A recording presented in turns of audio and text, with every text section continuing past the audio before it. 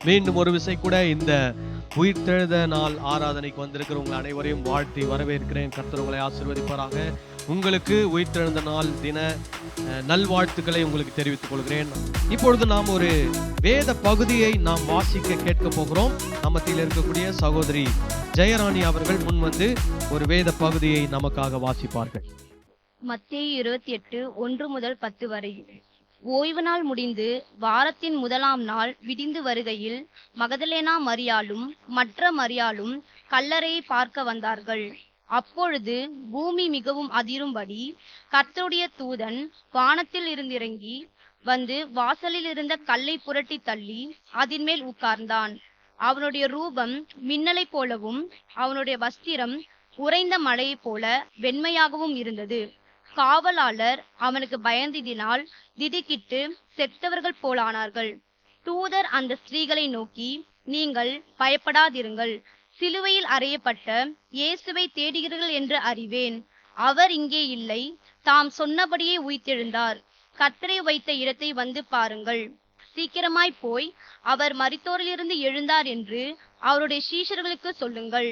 அவர் உங்களுக்கு முன்னே கலிலேயாவுக்கு போகிறார், அங்கே அவரை காண்பீர்கள். இதோ உங்களுக்கு சொன்னேன் என்றான். அவர்கள் பயத்தோடும் மகா சந்தோஷத்தோடும் கல்லறையை விட்டு சீக்கிரமாய் புறப்பட்டு அவருடைய சீஷர்களுக்கு அறிவிக்க ஓடினார்கள். அவர்கள் அவருடைய சீஷர்களுக்கு அறிவிக்க போகிற போது இயேசு தாமே அவர்களுக்கு எதிர்பட்டு வாழ்க என்றார். அவர்கள் கிட்ட வந்து அவர் பாதங்களை கழுவி அவரை பணிந்து கொண்டார்கள்.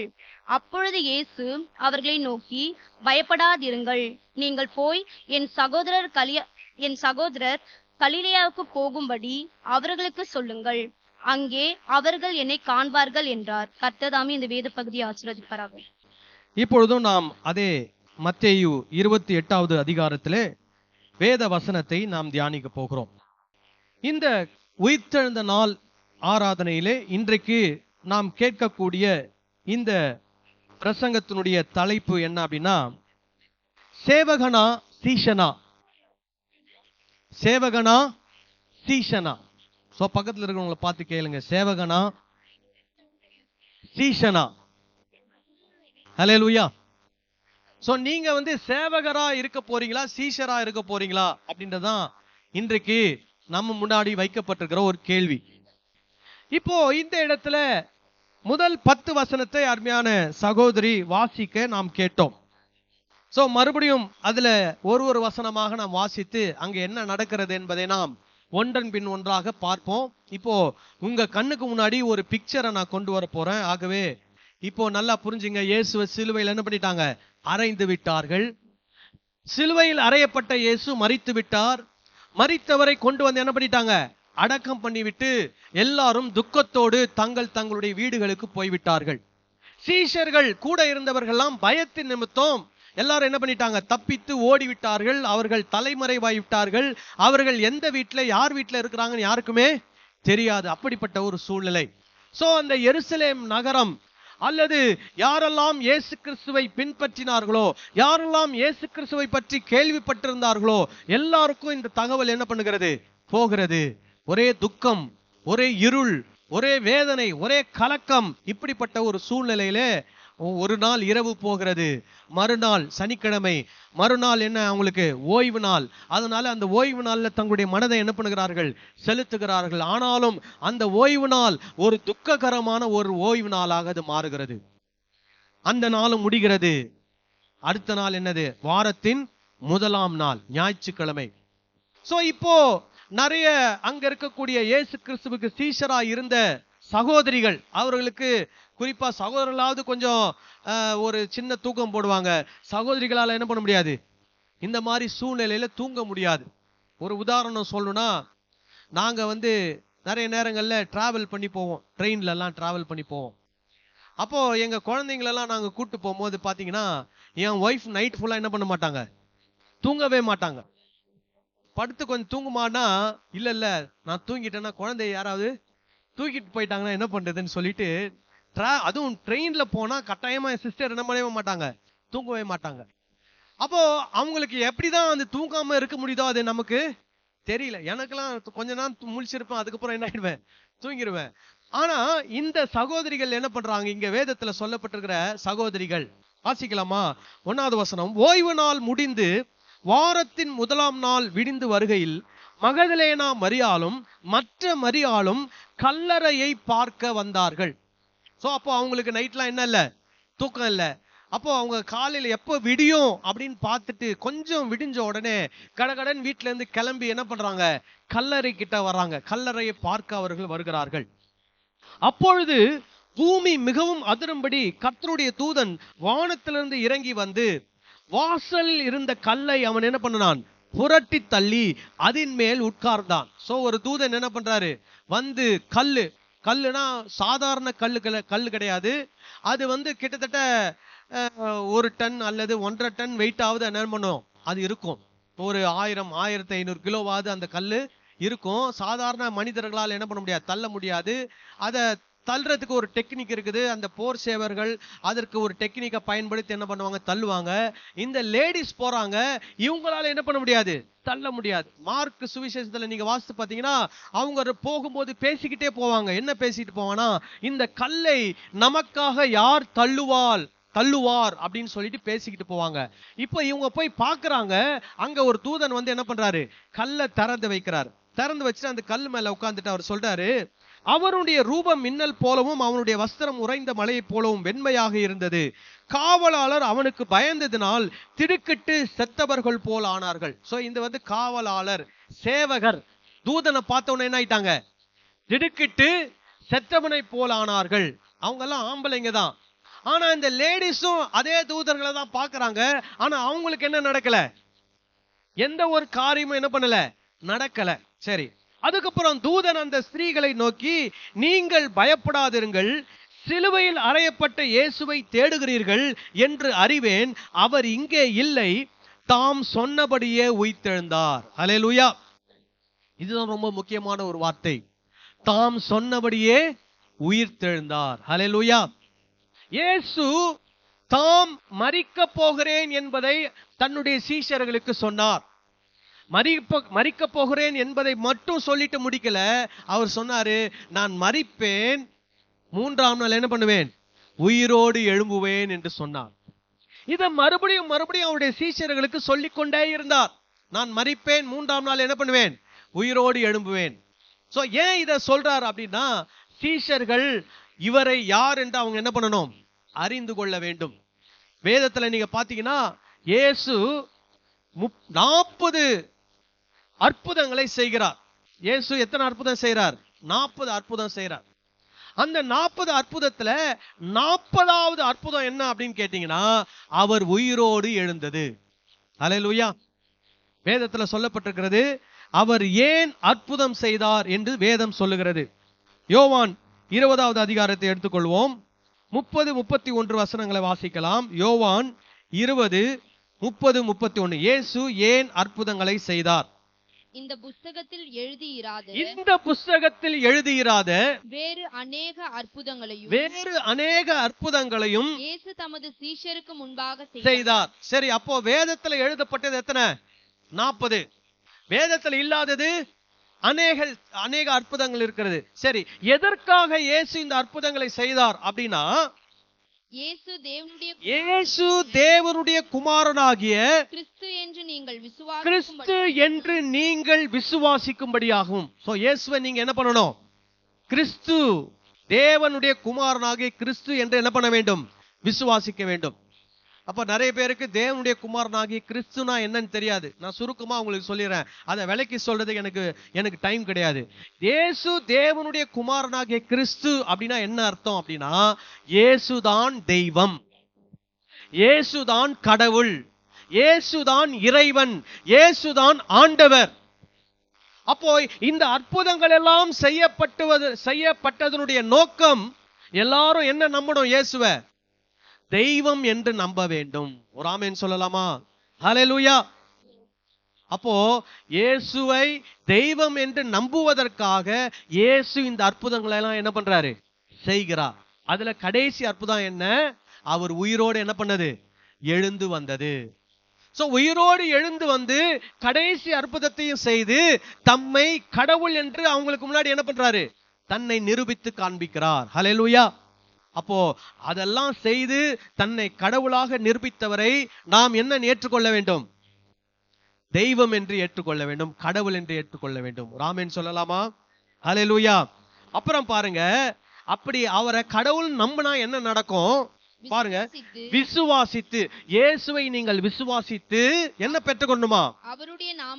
அவருடைய நாமத்தினாலே நித்திய ஜீவனை அடையும்படியாகவும் இவைகள் எழுதப்பட்டிருக்கிறது. ஹல்லேலூயா.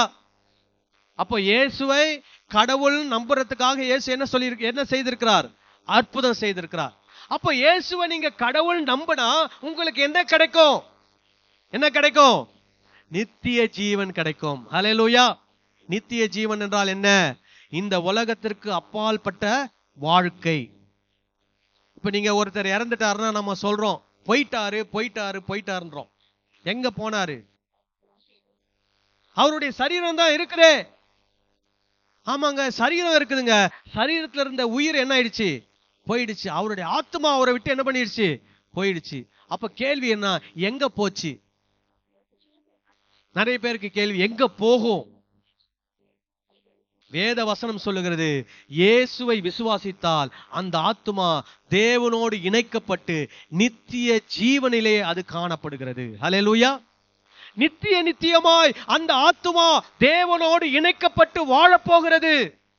அதற்கு இந்த பூமியிலே நாம் என்ன பண்ணணும்? அந்த தீர்மானத்தை நாம் எடுக்கணும். என்ன தீர்மானம்? இயேசுவே தெய்வம் என்ற தீர்மானத்தை நாம் எடுக்க வேண்டும். ஹல்லேலூயா. அப்போ இங்க நம்ம மறுபடியும் மத்தேயுக்கு வருவோம். மத்தேயுல தூதன் சொல்றான், அவர் தாம் சொன்னபடி என்ன பண்ணினார்? உயிர்த்தெழுந்தார். ஹல்லேலூயா. இயேசு சொன்னார், சொன்னதை என்ன பண்ணார்? செய்தார். ராமேன் சொல்லுங்களேன். ஹல்லேலூயா. அப்புறம் பாருங்க, அவன் சொல்றான், கர்த்தரை வைத்த இடத்தை வந்து பாருங்கள், சீக்கிரமாய் போய் அவர் மரித்தோரிலிருந்து எழுந்தார் என்று அவருடைய சீஷர்களுக்கு சொல்லுங்கள். அவர் உங்களுக்கு முன்னே கலிலியாவுக்கு போகிறார், அங்கே அவரை காண்பீர்கள், இதோ உங்களுக்கு சொன்னேன் என்றான். சோ அவர் வைத்த இடத்தை வந்து என்ன பண்ணுங்கள்? பாருங்கள். இப்போ கல்லறை திறக்கப்பட்டது எதற்காக? கல் புரட்டப்பட்டது எதற்காக? இயேசு உயிரோடு எழுந்து வெளியே வருவதற்காகவா? சொல்லுங்க. இல்ல. ஏன்னா இயேசு அதுக்கு முன்னாடி என்ன ஆயிட்டாரு? உயிரோடு எழுந்துட்டார். ஆனா அந்த கல் பூட்டப்பட்டிருந்தது. எதற்கு திறக்கப்பட்டது அப்படின்னா, வெளியே இருக்கக்கூடிய மனிதர்கள் உள்ளே வந்து அவர் உயிர்த்தெழுந்து விட்டார் என்பதை பார்த்து புரிந்து கொள்வதற்காக, அறிந்து கொள்வதற்காக அந்த கல் என்ன பண்ணப்பட்டது? புரட்டப்பட்டது. ஆமென். ஹல்லேலூயா. இன்னைக்கும் புரட்டப்பட்ட கல் புரட்டப்பட்டதாகவே இருக்கிறது. ஹல்லேலூயா. இந்த 2000 ஆண்டுகளாக அநேகர் போய் அந்த கல்லறையை போய் என்ன பண்ணி கொண்டு வருகிறார்கள்? பார்த்து வந்து கொண்டுதான் இருக்கிறார்கள். இயேசு உயிரோடு எழுந்து விட்டார், அவர் இங்கே இல்லை என்று அந்த இடத்துல என்ன பண்ணிருக்கோம்? போர்டுல எழுதி வச்சிருப்பாங்க. சோ அவரை தூதன் சொல்றாரு, கர்த்தரை வைத்த இடத்தை வந்து பாருங்கள். இப்போ நம்ம எல்லாம் போய் பார்க்க வேண்டிய அவசியம் இல்ல. ஏன்னா இது நமக்கு பைபிள்ல இருக்குது. இன்னொன்னு ஹிஸ்டாரிக்கலா எவிடன்ஸும் நமக்கு என்ன பண்ணுகிறது? இருக்கிறது. சரி, அப்போ இயேசு தாம் சொன்னபடி என்ன பண்ணினார்? உயிர்த்தெழுந்தார். இப்போ உயிர்த்தெழுந்தவர் என்ன பண்றார்னா, தம்முடைய தூதர்களை அனுப்பி தம்முடைய சீஷர்களுக்கு ஒரு செய்தியை சொல்லுகிறார். என்ன செய்தியை சொல்லுகிறார்? முதல்ல சீஷர்கள் நம்பணும். எதை நம்பணும்? இங்க தூதன் சொல்றான், சீக்கிரமாய் போய் அவர் மரித்தோரிலிருந்து எழுந்தார் என்று அவருடைய சீஷர்களுக்கு என்ன பண்ணுங்கள்? சொல்லுங்கள். அப்போ இயேசு உயிரோடு எழுந்ததை முதலாவது அவருடைய சீஷர்கள் அதை என்ன பண்ண வேண்டும்? நம்ப வேண்டும். சீஷர்கள் நம்பினார்களா? இல்லை. அவங்களுடைய உள்ளத்துல இயேசு உயிரோடு எழுந்துட்டாருன்னு அவங்களுக்கு நம்பிக்கை உடனடியாக என்ன பண்ணவில்லை? வரவில்லை. அப்போஸ்தலர் 1ஆம் அதிகாரத்தை எடுத்துக்கொள்வோம். 1ஆம் அதிகாரத்திலே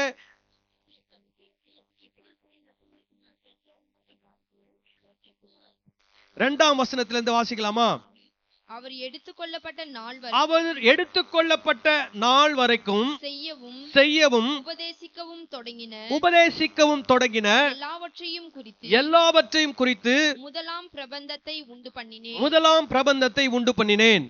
அவர் பாடுபட்ட பின்பு 40 நாளளவும் அப்போஸ்தலருக்கு தரிசனமாகி தேவனுடைய ராஜ்யத்துக்குரியவைகளை அவர்களுடனே பேசி அநேகம் தெளிவான திருஷ்டாந்தங்களினாலே அவர்களுக்கு தம்மை உயிரோடு இருக்கிறவராக காண்பித்தார். ஹல்லேலூயா. சோ எத்தனை நாள் இயேசு இதை செஞ்சிருக்கிறார்? எத்தனை நாள்? 40 நாள். கிட்டத்தட்ட 1 மாசம் 10 நாள் தேவைப்படுகிறது. எதுக்கு? அந்த இயேசுடைய சீஷர்கள் இவர் உயிரோடு இருக்கிறார்ன்றதை அவங்க நம்புறதுக்கு. அப்போ அவங்க நம்புவதற்காக என்ன பண்றாராம்? அநேக தெளிவான திருஷ்டாந்தங்கள்னா என்னன்னா ப்ரூஃப், ஆதாரங்கள், நிறைய ஆதாரங்களை அவங்களுக்கு காமிச்சு தம்மை உயிரோடு இருக்கிறவராக அவங்களுக்கு என்ன பண்ணினாராம்? காண்பித்தார். ஹல்லேலூயா.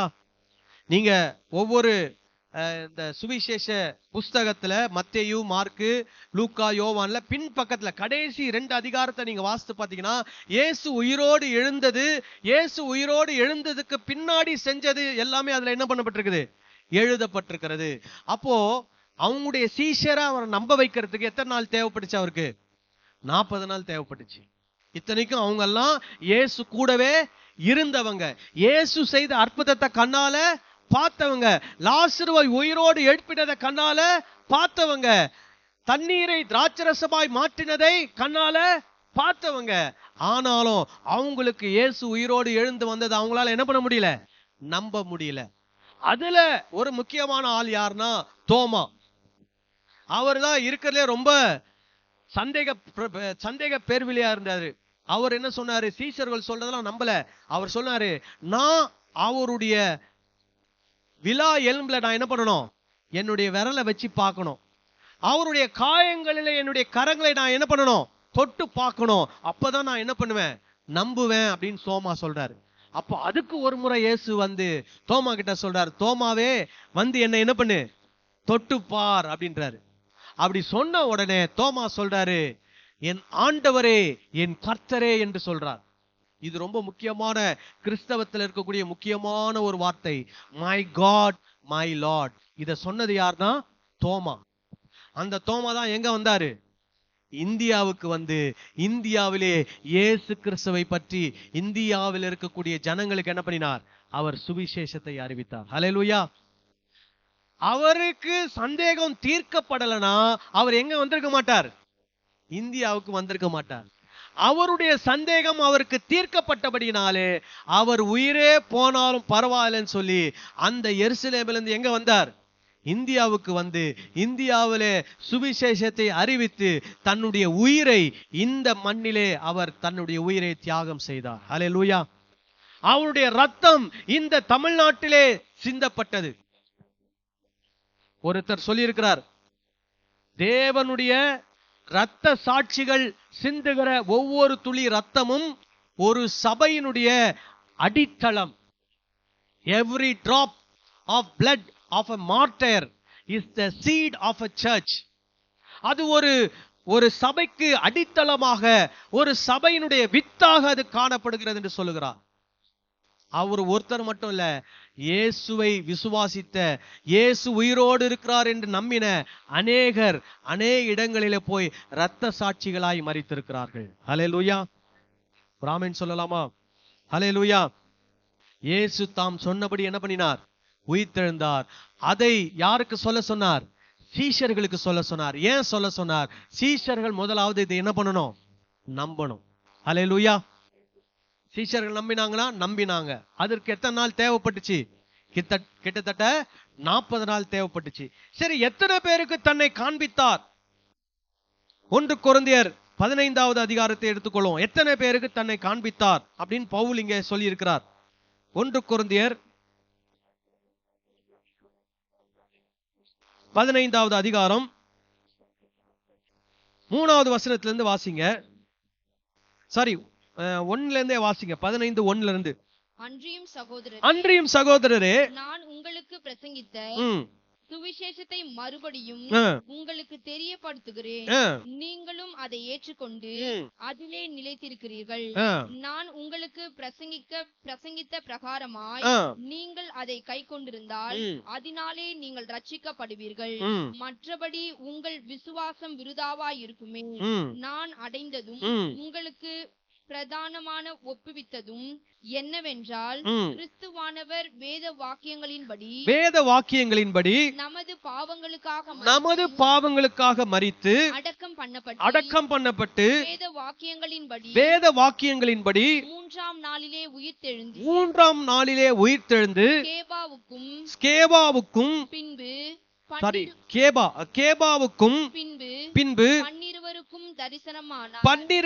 தரிசனமானார்.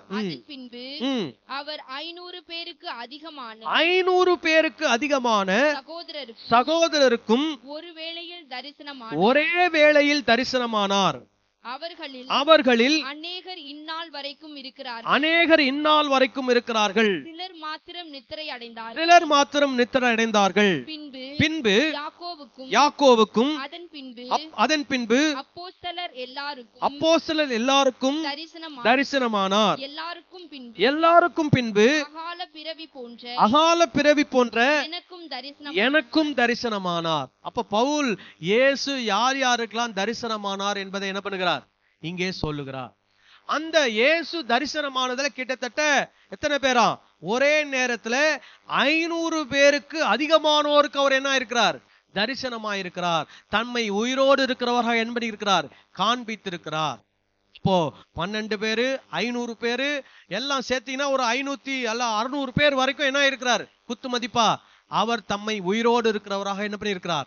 காண்பித்திருக்கிறார். 40 நாள் அளவும் அநேக ஆதாரங்களை அவங்களுக்கு என்ன பண்ணியிருக்கிறார்? காண்பித்து தம்மை உயிரோடு இருக்கிறவராக என்ன பண்ணியிருக்கிறார்? வெளிப்படுத்தி இருக்கிறார். அல்லேலூயா. சோ இத முதல்ல யார் நம்பணும்? சீஷர்கள் நம்பணும். இயேசு சொன்னபடி அவர் செய்தார் என்பதை அவர்கள் என்ன பண்ண வேண்டும்? நம்ப வேண்டும்.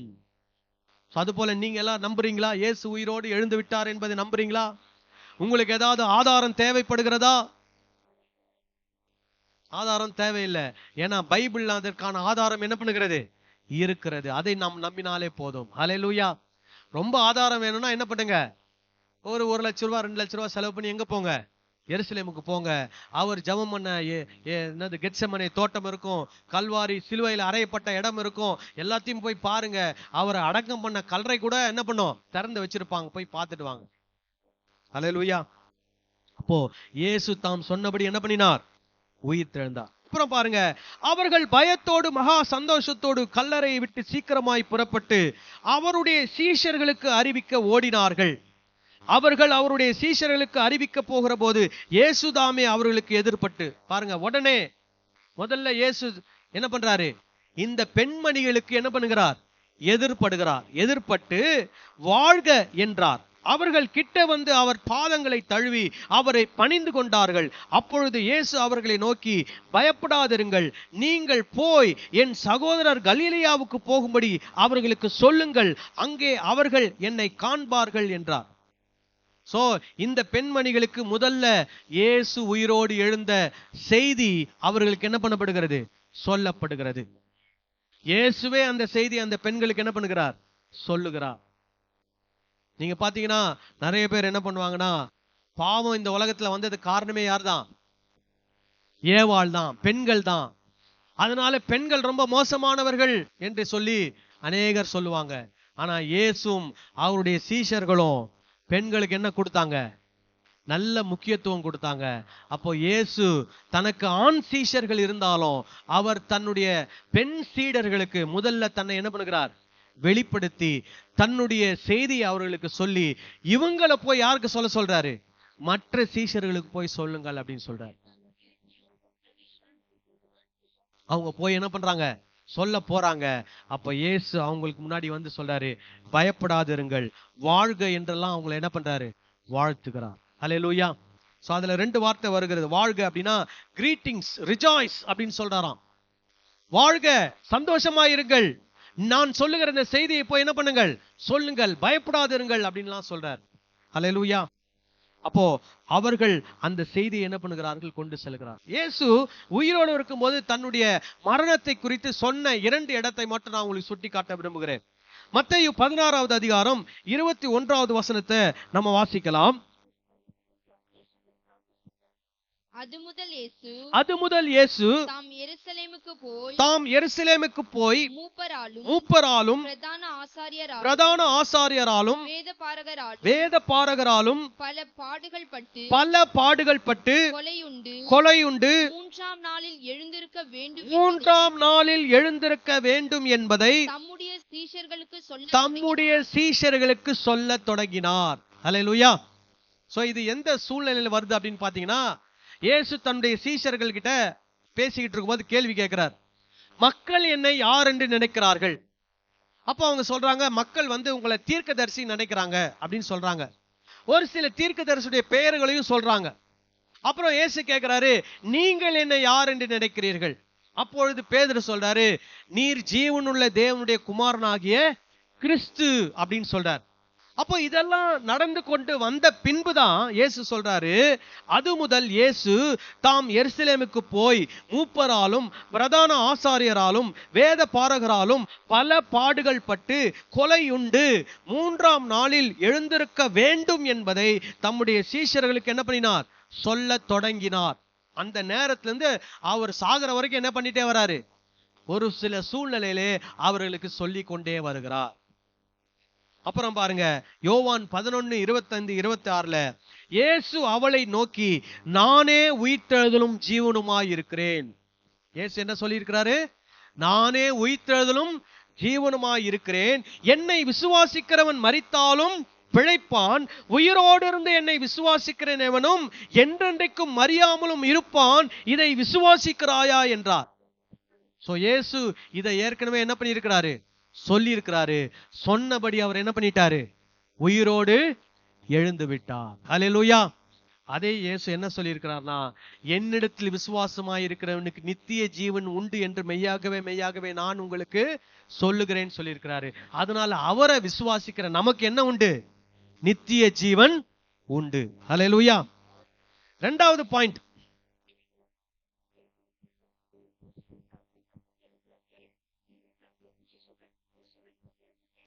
இயேசு தங்களுக்கு சொன்னபடி சீஷர்கள் செய்தார்களா? செய்தார்கள்.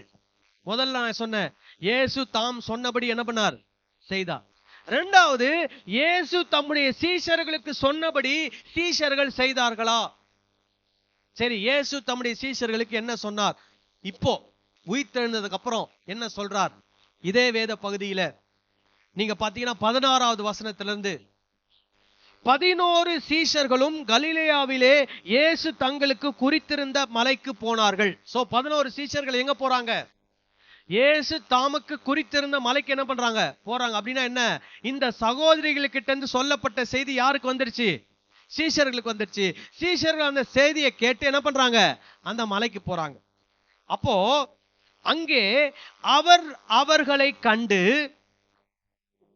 அங்கே அவர்கள் அவரை கண்டு என்ன பண்ணார்கள், பணிந்து கொண்டார்கள். இப்ப நல்லா கவனிக்கணும். இப்போ இவங்க போய் சொல்றாங்க, இந்த இயேசு என்ன பண்றாரு, இதுக்கு இடையில தான் இந்த 40 நாள் அவங்களுக்கு என்ன பண்ணிட்டு இருக்காரு, அவருக்கு தம்மை உயிரோடு இருக்கிறவரை என்ன பண்ணிட்டு இருக்காரு, காண்பித்து கொண்டிருக்கிறாரு. அதுக்கப்புறம் அவர் என்ன சொல்றாரு, இந்த மலைக்கு என்ன பண்ணுங்க வாங்கன்னு சொல்றாரு. இவங்க எல்லாம் என்ன பண்றாங்க, அந்த மலைக்கு போறாங்க. போன உடனே அவரை கண்டு அவரை என்ன பண்றார்கள், பணிந்து கொண்டார்கள். நல்லா கவனிக்கணும், இஸ்ரவேல் வம்சத்துல இருக்கக்கூடிய யூதர்கள் எந்த ஒரு மனிதனையும் என்ன பண்ண மாட்டாங்க, என்ன பண்ண மாட்டாங்க, பணிந்து கொள்ள மாட்டாங்க. யாரை மட்டும் பணிந்து கொள்ள வேண்டும், உன் தேவனாகிய கர்த்தர் ஒருவரையே நீ என்ன பண்ண வேண்டும், பணிந்து கொண்டு அவர் ஒருவருக்கே என்ன செய்ய வேண்டும், ஆராதனை செய்ய வேண்டும். அப்போ இந்த சீஷர்கள் எல்லாரும் யூதர்கள் தான். இவங்க யாரை பணிந்து கொள்றாங்க, உயிரோடு எழுந்த இயேசுவை என்ன பண்ணுகிறார்கள், பணிந்து கொள்கிறார். அப்படின்னா என்ன நம்புறாங்க இவங்க, இயேசு யாரு, தெய்வம் என்று நம்புகிறபடினாலே அவரை என்ன பண்ணுகிறார்கள், பணிந்து கொள்கிறார்கள். அப்புறம் சிலரோ சந்தேகப்பட்டார்கள். அப்ப இன்னும் ஒரு சிலருக்கு என்ன இருக்குது, சந்தேகம் இருந்துகிட்டு தான் இருக்குது. அப்படின்னா என்ன? 100% அவரை என்ன பண்ணல, நம்பல. அட்லீஸ்ட் ஒரு 30% ஒரு சிலருக்கு, ஒரு 40% ஒரு சிலருக்கு என்ன இருக்குது, சந்தேகம் இருக்கிறது. ஆனாலும் அவரை என்ன பண்றாங்க, பணிந்து கொள்கிறார்கள். சோ இதையும் பைபிள் என்ன பண்ணிருக்கிறாங்க, எழுதி வச்சிருக்கிறாங்க. இயேசு உயிரோடு எழுந்திச்சிட்டாரு, யாருக்குமே சந்தேகம் இல்லைன்னா என்ன பண்ணல, எழுதல. மனிதர்களுக்கு இருக்கக்கூடிய சந்தேகம் எல்லாருக்கும் இருக்கும் தான், இவங்களுக்கும் என்ன பண்ணது, சந்தேகம் இருக்கதான் இருந்தது. அப்புறம் அப்பொழுது இயேசு சமீபத்தில் வந்து அவர்களை நோக்கி, வானத்திலும் பூமியிலும் சகல அதிகாரம் எனக்கு கொடுக்கப்பட்டிருக்கிறது. சோ வானத்திலும் பூமியிலும் எல்லா அதிகாரம் யாருக்கு, யாருக்கு? இயேசுவுக்கு. ஒரு ஆமென் சொல்லலாமா? அல்லேலூயா. இந்த பூமியில நம்ம வாழ்கிறோம். வான மண்டலங்கள்ல நிறைய நட்சத்திரங்கள் இருக்கிறது, நிறைய கோள்கள் இருக்கிறது. அல்லது நேத்து கூட ஒரு நியூஸ்ல வந்தாங்க, சொன்னாங்க ஏதோ ஒரு கோள்ல ஏலியன்ஸ் இருக்கிறதாக என்ன பண்ணிருக்கிறாங்களாம், கண்டுபிடிச்சிருக்கிறாங்களாம். அப்படின்னு கண்டுபிடிச்சிருக்கிறதாக சொல்லியிருக்கிறாங்க. இன்னும் அதுக்கு என்ன இல்ல, ஒரு எவிடன்ஸ், இன்னும் கரெக்டான எவிடன்ஸ் கொடுக்கப்படவில்லை. சரி, இதெல்லாம் இருக்குது. ஆனா இயேசு என்ன சொல்றாரு, வானத்திலும் பூமியிலும் சகல அதிகாரம் யாருக்கு கொடுக்கப்பட்டிருக்கிறது, இயேசுவுக்கு கொடுக்கப்பட்டிருக்கிறது. நல்லா புரிஞ்சுக்கணும். இந்த பூமியில இப்போ இந்த தமிழ்நாட்டுல யாருக்கு ரொம்ப அதிகாரம் உண்டு? தமிழ்நாட்டுல யாருக்கு அதிகாரம் ரொம்ப உண்டு? நம்முடைய தமிழ்நாட்டை ஆளுகை செய்கிற முதல் அமைச்சருக்கு அதிகாரம் உண்டு. அதே மாதிரி கவர்னருக்கு என்ன உண்டு, ஒரு விதமான அதிகாரம் இருக்கிறது. இப்போ இந்த ஒவ்வொரு சில மாவட்டங்கள் என்று வரும்போது கலெக்டருக்கு என்ன இருக்குது, அதிகாரம் இருக்கிறது. எம்பி எம்எல்ஏக்களுக்கு என்ன இருக்குது, அதிகாரம் இருக்கிறது. ஆனா இயேசுவுக்கு இந்த வானத்திலும் பூமி முழுவதிலும் என்ன இருக்குது, அதிகாரம். இதை நம்ம ஒரு நாள் என்ன பண்ணிடக்கூடாது, மறந்து போய்விடக்கூடாது. ஹல்லேலூயா. சரி, அதுக்கப்புறம் அந்த அதிகாரத்தை உடைய இயேசு இந்த சீஷர்களுக்கு ஒன்னு சொல்றார், அதிகாரமுடையவராய் சொல்றார். என்ன சொல்றாரு, ஆகையால் அப்படின்னா என்ன, எனக்கு அதிகாரம் இருக்குது அதனால, இயேசுவுக்கு அதிகாரம் இருக்குது அதனால அவர் என்ன சொல்றாரு, நீங்கள் புறப்பட்டு போய். சோ அப்ப சீஷர்கள் என்ன பண்ணணும், புறப்பட்டு போக வேண்டும். அப்புறம் சகல ஜாதிகளையும் என்ன பண்ணணுமா, சீஷராக்கி. இப்ப இங்க ஜாதி அப்படின்னா நம்ம ஊர்ல சொல்ற மாதிரி ஜாதி கிடையாது. சகல ஜாதி அப்படின்னா என்னன்னா, சகல நாட்டு ஜனங்களையும். சகல நாட்டு ஜனங்கள்னா என்ன, இந்தியர்கள், ஆப்பிரிக்கர்கள், சீனர்கள், சிங்கப்பூரியர்கள், ஜப்பானியர்கள், அமெரிக்கர்கள், இந்த உலகத்துல வாழக்கூடிய எல்லா நாடுகளில் இருக்கக்கூடிய எல்லா ஜனங்களையும் என்னவாக்கணுமா, சீஷராக்கணும். யாருக்கு சீஷரா, இயேசுவுக்கு சீஷராக்கணும். ஹல்லேலூயா. இது யார் கொடுத்த கட்டளை, இயேசு கொடுத்த கட்டளை. இயேசு உயிர்த்தெழுந்த பின்பு தம்முடைய சீஷர்களுக்கு என்ன கொடுக்கிறார், இந்த கட்டளையை அவர் கொடுக்கிறார். ஹல்லேலூயா. நீங்கள் போய் சகல ஜாதிகளை என்ன ஆக்கணுமா, சீஷராக்கி, பிதா குமாரன் பரிசுத்தாவின் நாமத்தினாலே அவர்களுக்கு என்ன பண்ணணும், ஞான ஸ்நானம் கொடுக்கணும். அப்போ யாரெல்லாம் இயேசு கிறிஸ்துடைய சீஷராக விரும்புகிறார்களோ அவர்களுக்கு என்ன கொடுக்கணும், ஞான ஸ்நானம் கொடுக்கணும். நீங்க இயேசு கிறிஸ்துடைய சீஷனா இருந்து இன்ன வரைக்கும் ஞானஸ்நானம் எடுக்கலன்னா கட்டாயம் என்ன பண்ணணும், ஞானஸ்நானம் எடுக்கணும். ஏன்னா இயேசு அந்த கட்டளை என்ன பண்ணியிருக்கிறார், கொடுத்திருக்கிறார். அப்புறம் என்ன சொல்றாரு, நான் உங்களுக்கு கட்டளையிட்ட யாவையும். அப்ப இந்த நிக்கிற 11 பேருக்கு இயேசு என்ன பண்ணியிருக்கிறாராம், சில கட்டளைகள் கொடுத்திருக்கிறார், சில போதனைகள், சில காரியங்களை அவங்களுக்கு என்ன பண்ணியிருக்கிறார், கற்றுக் கொடுத்திருக்கிறார். அப்போ இயேசு அவங்களுக்கு என்ன கற்றுக் கொடுத்தாரோ அதை யாருக்கு கற்றுக் கொடுக்கணுமா, அவர்களுக்கு உபதேசம் பண்ணுங்கள். அப்படின்னா என்ன, யார் யாரையெல்லாம் இயேசுவுக்கு சீஷராக மாத்துறீங்களோ அவங்களுக்கு இயேசு எனக்கு என்ன கற்றுக் கொடுத்தாரோ அதை அவங்களுக்கு என்ன பண்ணணும், கற்றுக் கொடுக்கணும். சொன்னது புரிஞ்சுச்சா? அந்த 11 பேருக்கு இயேசு என்ன கற்றுக் கொடுத்தாரோ அத அந்த 11 பேர் யாருக்கு கற்றுக் கொடுக்கணும், புதுசா இயேசுவை நம்பி வர்ற சீஷர்களுக்கு என்ன பண்ணணும், கற்றுக் கொடுக்கணும். விளங்குச்சா? சரி, அப்புறம் பாருங்க, இதோ உலகத்தின் முடிவு பரியந்தம் சகல நாட்களிலும் நான் உங்களுடனே கூட இருக்கிறேன் என்றார். ஆமேன். அல்லேலூயா. சோ இயேசு முதல்ல என்ன சொல்லிட்டாரு? எனக்கு அதிகாரம் இருக்குது, அந்த அதிகாரத்தினால உன்கிட்ட நான் என்ன பண்றேன் சொல்றேன். ரெண்டாவது சொல்றாரு, எல்லா நாளும் நான் உன் கூட என்ன பண்ண போறேன்? இருக்க போறேன். அதனால நீ என்ன பண்ணணும்? போகணும். எங்க போகணும்? எந்தெந்த ஊருக்கு போகணுமோ அந்தந்த ஊருக்கு என்ன பண்ணுங்க? போங்க. அதனால தோமா எந்த ஊருக்கு வந்தாரு? இந்தியாவுக்கு, கேரளாவுக்கு, தமிழ்நாட்டுக்கு என்ன பண்றாரு? வர்றாரு. அப்புறம் இயேசு சொல்றாரு, நீங்க போய் எல்லாரும் என்னவா மாத்தணும்? எனக்கு சீஷனா மாத்தணும். தோமா வந்து தமிழ்நாட்டுல, கேரளால இருக்கிற தமிழர்களை, மலையாளிகளை யாருக்கு சீஷனா மாத்தி இருக்கிறாரு? இயேசுவுக்கு சீஷனா மாத்தி இருக்கிறாரு. இன்னைக்கு அந்த தோமா வந்ததுனால இன்னைக்கு நாம் எல்லாரும் இயேசுவுக்கு என்னவா இருக்கிறோம்? சீஷர்களா இருக்கிறோம். அல்லேலூயா. தோமா வந்தபோது அவர் என்ன செய்தார் தெரியுமா? இயேசு என்ன கத்து கொடுத்தாரோ அதை சீஷர்களுக்கு கத்து கொடுத்தார். யாரு கத்து கொடுத்தா? தோமா கத்து கொடுத்தார். அப்புறம் நாளாக நாளாக நாளாக தோமா கத்து கொடுத்ததெல்லாம் எல்லாரும் என்ன பண்ணிட்டாங்க? மறந்துட்டு அவங்க எதையோ என்ன பண்ண ஆரம்பிச்சிட்டாங்க? ஜனங்களுக்கு கத்து கொடுக்க ஆரம்பிச்சிட்டாங்க. இப்ப மறுபடியும் இந்த வேத வசனம் இயேசு என்ன கத்து கொடுத்தாருன்றதை நமக்கு பிரிண்ட் பண்ணி என்ன பண்ணியிருக்கிறாங்க? கையில கொடுத்திருக்கிறாங்க. இப்போ அவருடைய சீஷர்களாய் இருக்கிற நாம இதை என்ன பண்ணணும்? கற்றுக்கொண்டு இதை மற்றவர்களுக்கு என்ன பண்ண வேண்டும்? கற்றுக் கொடுக்க வேண்டும். சரி, இப்போ இயேசு தாம் சொன்னபடி செய்தார். இப்ப இயேசு தம்முடைய சீஷர்களுக்கு சொன்னபடி சீஷர்கள் செய்தார்களா? செய்தார்கள். இப்போ நீங்க நானும் அவருக்கு சீஷரா என்ன பண்றோம்? இருக்கிறோம். இப்போ இயேசு சொன்னபடி நாம் செய்கிறோமா? இயேசு சொன்னபடி நாம் செய்வோமா?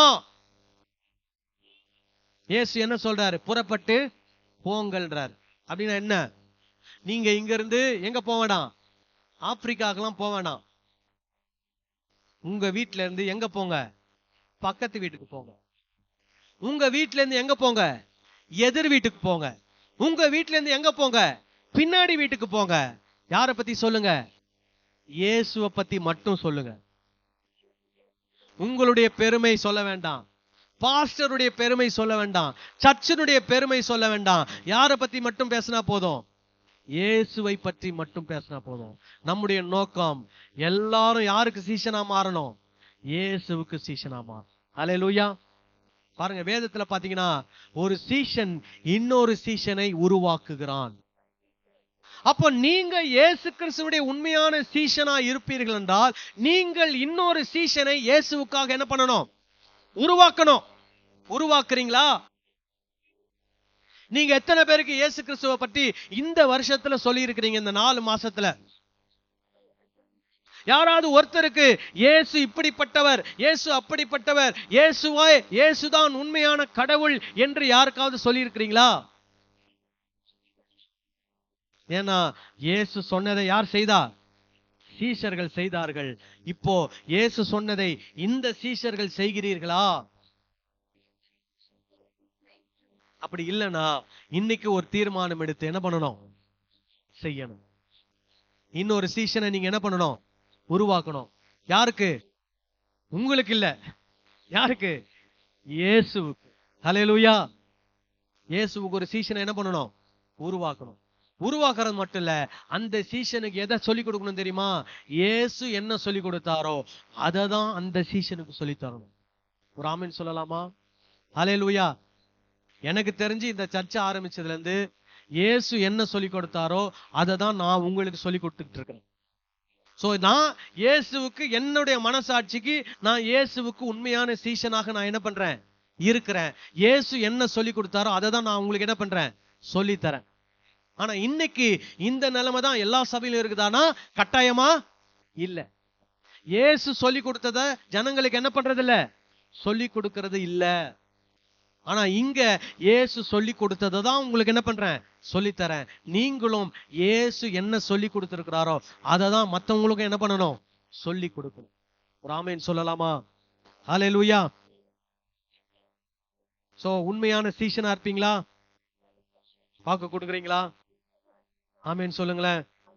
சரி, இப்போ மேல் பகுதிக்கு போவோம். நான் கேட்டேன், சீஷனா சேவகனா அப்படின்னு கேட்டேன். இப்போ மேல் பகுதியில சேவகரை பத்தி போட்டிருக்குது, படிக்கலாமா? 11வது வசனத்துல இருந்து, அவர்கள் போகையில் காவல் சேவகரில் சிலர் நகரத்துக்குள்ளே வந்து, யாரு? அந்த சகோதரிகள் சீஷர்கள்கிட்ட சொல்ல போறாங்க இல்லையா, அந்த நேரத்துல காவல் சேவகர் என்ன பண்றாங்களாம், நகரத்துக்குள்ள வராங்களாம், அந்த டவுனுக்குள்ள வராங்க. நகரத்துக்குள்ள வந்து நடந்த யாவற்றையும் பிரதான ஆசாரியருக்கு அறிவித்தார்கள்.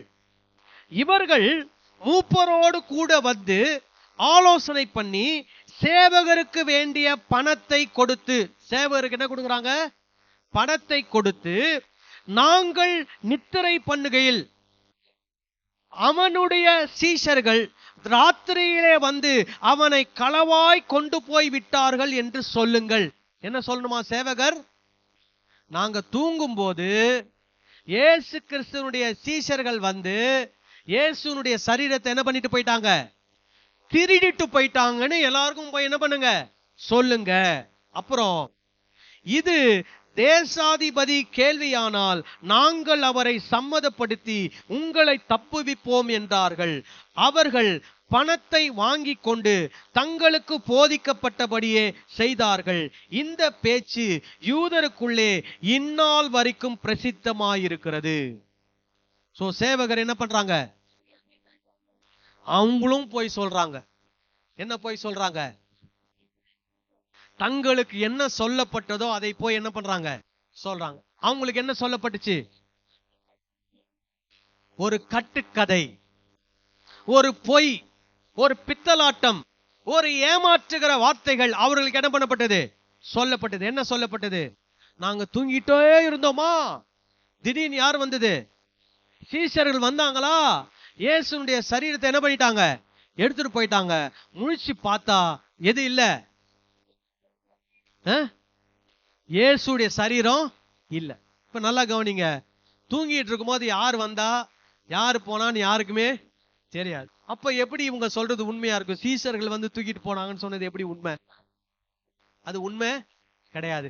ஆனாலும் அந்த பொய்களை நிறைய பேர் என்ன பண்ணி இருக்கிறாங்க? நம்பி இருக்கிறாங்க. அது இந்நாள் வரைக்கும் என்ன பண்ணப்பட்டதுதான்? பிரசித்தமாயிருக்கிறது. அப்படின்னா யூதர்கள் மத்தியில இந்த வார்த்தை ரொம்ப என்ன ஆயிடுச்சு? ஃபேமஸ் ஆயிடுச்சு. எல்லாரும் எதை நம்புறாங்க? அந்த சேவகர் சொன்னதை நம்புகிறார்கள். சரி, சேவகர் என்ன செஞ்சிருக்கிறாங்க? என்ன செஞ்சிருக்கிறாங்க? பொய் சொல்லி இருக்கிறாங்க. எதுக்காக? பணத்துக்காக. அதனால சேவகனா சீஷனான்னு கேட்டேன். ஏன்னா இன்னைக்கு இருக்கக்கூடிய நிறைய இயேசு கிறிஸ்துவுக்கு சேவகன் என்று சொல்லக்கூடிய, இயேசு கிறிஸ்துவுக்கு ஊழியன் என்று சொல்லக்கூடிய, இயேசு கிறிஸ்துவுக்கு சீஷன் என்று சொல்லக்கூடிய அநேகர் பணத்திற்காக என்ன சொல்லிக் கொண்டிருக்கிறார்கள்? பொய்களை ஜனங்களுக்கு போதித்துக் கொண்டிருக்கிறார்கள். எதை போதிக்கிறதில்ல? சத்தியத்தை, உண்மையை போதிக்கிறதில்லை. இன்னைக்கு அவங்க தான் எப்படி இருக்கிறாங்க? பிரசித்தமா இருக்கிறாங்க. யாரு பொய் சொல்றாங்க அவங்க தான் ஃபேமஸா இருக்கிறாங்க. இப்போ இயேசு கிறிஸ்துவை பற்றி சொல்லப்பட்ட உண்மைதான் என்னவா இருக்குது? பிரசித்தமா இருக்கிறது. இயேசு கிறிஸ்துவை பற்றி சொல்லப்பட்ட உண்மை அநேகரால் என்ன பண்ணப்படுகிறதில்லை? ஏற்றுக்கொள்ளப்படுகிறதில்லை. அதனாலதான் கேட்டேன், நீ சேவகனா சீஷனா? பாருங்க, சேவகன் அதிகாரத்துக்கு பயப்படுகிறான். அதிகாரம் அவனை பயப்படுத்துகிறது. சேவகன் பொய்க்கு தன்னை விட்டு கொடுக்கிறான். சேவகன் பணத்திற்காக, காசுக்காக அவன் என்ன பண்ணுகிறான்? வேலை செய்கிறான். சேவகன் ஜனங்களுக்குள்ள எதை கொண்டு வரான்? குழப்பத்தையும் சந்தேகத்தையும் ஏற்படுத்துகிறான். ஆனா உண்மையான சீஷன் அன்புக்காக உயிரை கொடுக்கிறவன், அன்புக்கு கட்டுப்பட்டவன். இயேசு அவங்களுக்கு கொடுத்தாரே கட்டளை, அந்த கட்டளை அவங்க எல்லாம் நிறைவேற்றினாங்களே, எதுக்காக? அவர் அதிகாரம் படைத்தவர் என்பதற்காகவா? கிடையாது, அவர் அன்பு உள்ளவர். இந்த வசனத்துல நீங்க பாத்தீங்கன்னா, இயேசு வந்து அந்த பெண்மணிகள் கிட்ட பேசும்போது ஒரு வார்த்தையை ஒண்ணு சொல்றார். என்ன சொல்றார் பாருங்க. அந்த பெண்மணிகள் கிட்ட பேசும்போது 10வது வசனம், அப்பொழுது இயேசு அவர்களை நோக்கி, பயப்படாதிருங்கள், நீங்கள் போய் என் சகோதரர் அப்படின்றார். அங்க எந்த வார்த்தை பயன்படுத்தல? சீஷர் என்ற வார்த்தையை பயன்படுத்தல. என்ன சொல்றாரு? என் சகோதரர் அப்படின்றாரு. அப்போ இயேசு நம்மளை எப்படி பார்க்கிறாரு? அவரோடு உடன் பிறந்த சகோதர சகோதரிகளாய் நம்மை பார்க்கிறார். இது அதிகாரமா அன்பா? சொல்லுங்க. அன்பு. அப்ப அந்த அன்பின் நிமித்தம் அவர் இந்த சீஷர்களுக்கு என்ன கொடுக்கிறார்? கட்டளை கொடுக்கிறார். அப்போ அந்த அன்பின் நிமித்தம் கட்டளை பெற்ற சீஷர்கள் அந்த அன்பிற்காக உயிரை கொடுப்பதற்கு கூட துணிந்து அந்த உண்மையை, அந்த சத்தியத்தை இந்த உலகம் அனைத்திற்கும் என்ன பண்ணினார்கள்? கொண்டு சென்றார்கள். இப்ப நீங்க எப்படிப்பட்ட சீஷனா இருக்கிறீங்க? இயேசு என் மேல் அன்பு வைத்தார், அன்பு வைத்ததுனால எனக்காக உயிரை கொடுத்தார், அதனால நான் தைரியமா போய் இயேசு கிறிஸ்துவை பற்றிய சுவிசேஷத்தை என்ன பண்ணுவேன்? மற்றவர்களுக்கு சொல்லுவேன். நீங்க தைரியமா சொல்ல முடியுமா? யாரும் உங்க தலையெல்லாம் சீவிட போறது கிடையாது. உங்க எதிர் வீட்டுக்காரங்க உங்களுக்கு தெரிஞ்சவங்க தான். அவங்க உங்க தலையெல்லாம் சீவ மாட்டாங்க. உங்க பக்கத்து வீட்டுக்காரங்க உங்களுக்கு தெரிஞ்சவங்க தான். உங்க நண்பர்கள் உங்களுக்கு தெரிஞ்சவங்க தான். உங்க வீட்டுல பால் போடுறவர் உங்களுக்கு தெரிஞ்சவர் தான். நீங்க போய் வழக்கமா வாங்க போகிற ஒரு கடைக்காரர் உங்களுக்கு தெரிஞ்சவர் தான். உங்க வீட்டுல வேலை செய்யக்கூடிய ஒரு வேலைக்காரி, அவங்க உங்களுக்கு தெரிஞ்சவங்க தான். அவங்க யாரும் உங்களை என்ன பண்ண போறதில்ல? கழுத்தை சீவிட போறதில்ல. ஆனா இயேசு உங்க மேல வச்ச அன்புக்காக நீங்க அந்த அன்பின் நிமித்தம் இயேசு கொடுத்த கட்டளையை நிறைவேற்றுறீங்களா? மற்றவங்களுக்கு இயேசுவை பத்தி சொல்றீங்களா? இயேசு கிறிஸ்துடைய சீஷர்கள் பொய்ய பேச மாட்டாங்க. எப்போ எதை தான் பேசுவாங்க? உண்மையை தான் பேசுவாங்க. ஏன்னா இயேசு உண்மையா என்ன பண்ணியிருக்கிறாரு? உயிரோடு எழுந்திருக்கிறார். அதனால இந்த உண்மையை சொல்றதுக்கு நம்ம என்ன பண்ண வேண்டிய அவசியம் இல்லை. வெக்கப்பட வேண்டிய, பயப்பட வேண்டிய அவசியம் இல்லை. இன்றைக்கு பொய்ய சொல்றவங்க, ஊரை ஏமாத்துறவங்க தைரியமா என்ன பண்றாங்க? சுத்தி தெரிஞ்சுக்கிட்டு தான் இருக்கிறாங்க. ஏன் உண்மையை பேசுறவங்க ஏன் பயப்படணும்? ஏன் கலங்கணும்? ஏன் வெக்கப்படணும்? அப்புறம் இயேசுவுக்காக, அவங்க காசுக்காக, பணத்துக்காக சீஷர்கள் செயல்பட மாட்டாங்க. எதுக்காக செயல்படுவாங்க? அவர் கடவுள் என்பதற்காக, அவர் என் மேல் பாசம் வைத்திருக்கிறார் என்பதற்காக அவர்கள் செயல்படுவார்கள். நீங்க பணக்கார ஆகுறீங்க, நீங்க ஏழையா இருக்கிறீங்க, நீங்க பெரிய விசாலம் ஆயிட்டீங்க, இதெல்லாம் நமக்கு தேவையே இல்லை. அது அவருடைய சித்தமா இருந்தா அது நம்ம வாழ்க்கையில என்ன பண்ணட்டும்? நடக்கட்டும். எது நமக்கு ரொம்ப முக்கியம்? அவர் நமக்கு நித்திய ஜீவனை என்ன பண்ணியிருக்கிறார்? கொடுத்திருக்கிறார். அதனால எனக்கு காசு, பணம், பொருள்லாம் பெருசு கிடையாது. அவருடைய அன்பை நான் மற்றவர்களுக்கு என்ன பண்ணுவேன்? எடுத்து சொல்வேன். கடைசியா சேவகர் கொண்டு வந்தது குழப்பம், சந்தேகம். நாம மக்களுக்கு கொண்டு போய் கொடுக்க போறது நம்பிக்கை. அல்லேலூயா. என்ன நம்பிக்கை? நீ இயேசுவை விசுவாசித்தால் உன் பாவங்கள் உனக்கு என்ன பண்ணப்படுகிறது? மன்னிக்கப்படுகிறது.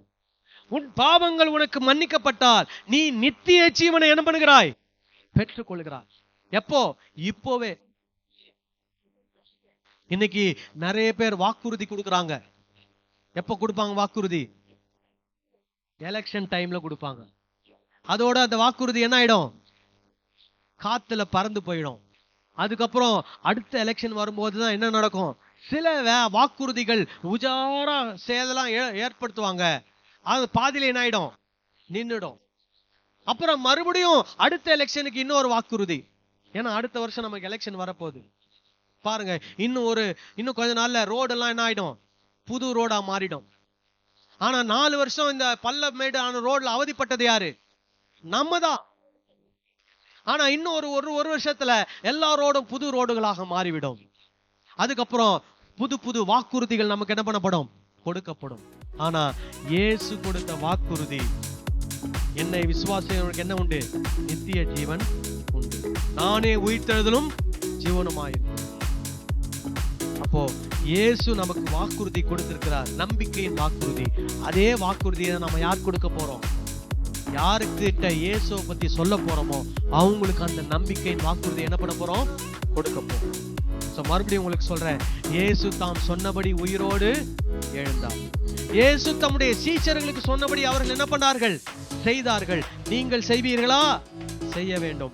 3வது, சேவகர் தங்களுக்கு சொன்னபடி அவர்கள் என்ன பண்ணார்கள்? செய்தார்கள். தங்களுக்கு சொன்னபடி. அது என்ன செய்தார்கள்? பணத்திற்காக பொய் காரியங்களை, பொய் செய்திகளை என்ன பண்ணினார்கள்? பரப்பினார்கள். நம்ம உண்மையான சீசனா இருக்கிறோம். நாம் சேவகர் அல்ல, பணத்திற்காக அல்ல, பாசத்திற்காக. அதிகாரத்துக்கு உட்பட்டு அல்ல, அன்புக்கு உட்பட்டு. பணம் காசுக்காக அல்ல, பாசம், அவர் கடவுள் என்பதற்காக. சந்தேகத்தை குழப்பத்தை ஏற்படுத்துகிறவராய் அல்ல, நம்பிக்கையை உண்டாக்குகிறவர்களாக நாம் இயேசு கிறிஸ்துவின் உண்மையான சீஷர்களாக புறப்பட்டு போய் எல்லாரும் என்னவாக்கணும்? இயேசுவுக்கு சீஷனாக மாறும். ஆமென் சொல்லலாமா? ஹல்லேலூயா. இந்த செய்தியோடு நாம் கடந்து செல்லலாம். நம்மள எழுந்து நின்று நாம் ஜெபம் செய்யலாம்.